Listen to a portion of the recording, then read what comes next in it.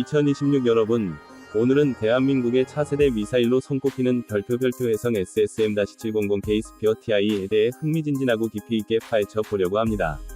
단순한 무기 소개를 넘어 이 기술이 우리 국방에 어떤 의미를 가지는지, 외형적으로 어떤 모습일지, 엔진 성능은 어떤 혁신을 품고 있는지, 그리고 가격과 실전 배치 예상 시기까지 총체적으로 알아보는 시간입니다. 해외의 전문가들이나 공식 자료에서 조금씩 언급되는 정보들을 모아 여러분이 쉽게 이해할 수 있도록 정리해 보았어요.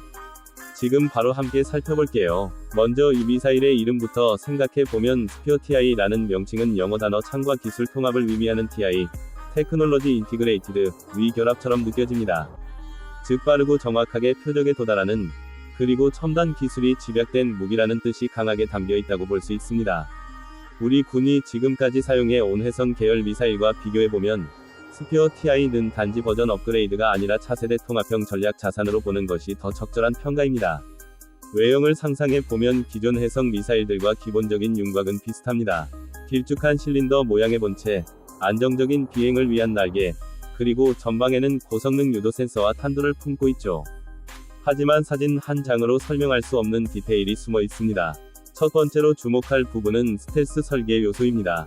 군사 전문가들은 미사일 표면의 매끄러운 곡선과 레이더 반사 면적을 최소화하려는 형상이 전체적으로 반영되어 있다고 분석합니다.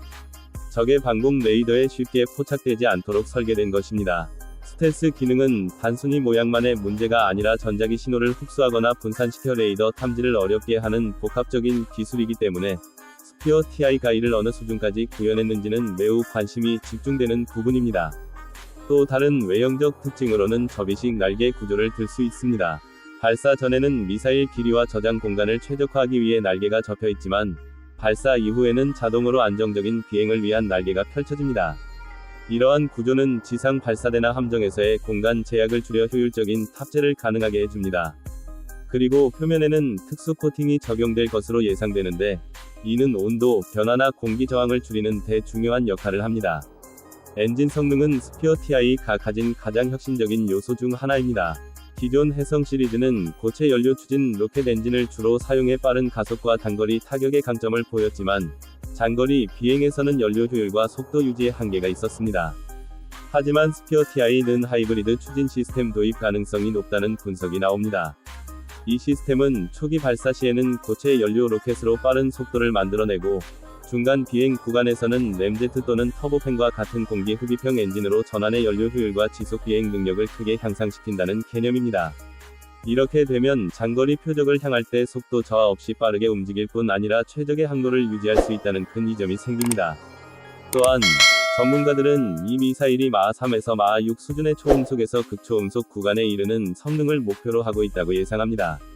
이 정도 속도라면 적의 방공 시스템이 탐지하고 대응하는 데 필요한 시간을 크게 줄일 수 있습니다. 속도가 빠르면서도 경로를 잃지 않고 표적에 접근하는 데에는 고도의 유도 체계와 센서 기술이 필수적입니다. 스피어 TI에는 GPS와 관성항법 장치, 그리고 최신 다중 센서 유도 시스템이 결합되어 있어 상황 변화에 따라 스스로 궤적을 조정할 수 있을 것이라는 말도 나옵니다. 이런 첨단 기술의 집약체인 만큼 가격도 큰 관심사입니다. 아직 공식적인 단가 발표는 없지만 방위산업 관계자들의 의견을 종합해보면 단발로 계산되는 가격은 약 5억 원에서 20억 원대에 이를 수 있다는 전망이 나옵니다. 일반적인 전술 미사일 수준의 가격보다 조금 높게 보일 수도 있지만, 스텔스 설계, 하이브리드 엔진, 고급 유도 시스템 등이 포함된 점을 고려하면 충분히 이해할 수 있는 수준이라는 의견이 많습니다. 가격이 중요한 이유는 단순히 비용 부담만을 의미하는 것이 아니라 한 번의 투자로 얻게 되는 성능과 전략적 가치를 의미하기 때문입니다. 뿐만 아니라 수출 가능성도 눈여겨볼 부분입니다. 대한민국은 이미 다양한 방위산업 제품을 해외에 수출해 온 경험이 있습니다. 특히 해상 작전용 미사일이나 지상에서 발사할 수 있는 다목적 무기 체계에 대한 관심이 많은 국가들이 많죠. 스피어 TI는 여러 플랫폼에 장착 가능한 유연성을 지니고 있기 때문에 미래에는 해외 고객의 요구에 맞춘 커스터마이즈 버전이 등장할 가능성도 충분히 열려 있습니다. 이를 통해 국내 산업의 외화 획득과 기술 경쟁력 강화에도 기여할 수 있다는 평가가 나옵니다. 출시 예상 시기를 정리해보면 2024년부터 본격적인 개발과 시험 비행이 진행되어 왔으며, 2026년에는 전술 운용 평가와 실전 배치에 가까운 시험이 이루어질 것이라는 전망이 많습니다. 이는 기술 개발의 진척 상황과 군 당국의 전략적 필요에 따라 앞당겨지거나 조정될 수 있지만 2026년이 스피어 TI의 의미 있는 전력화 시작 시점이 될 가능성이 높습니다. 이 시점을 기준으로 관련 기술의 공개와 군 관계자들의 설명도 더욱 구체화될 것입니다. 지금까지 여러분과 함께 대한민국의 차세대 미사일 해성 SSM-700K 스피어 TI에 대해 외형, 엔진 성능, 가격, 그리고 기대되는 실전 배치 시기까지 하나하나 살펴보았습니다. 이 기술은 단순한 무기가 아닙니다.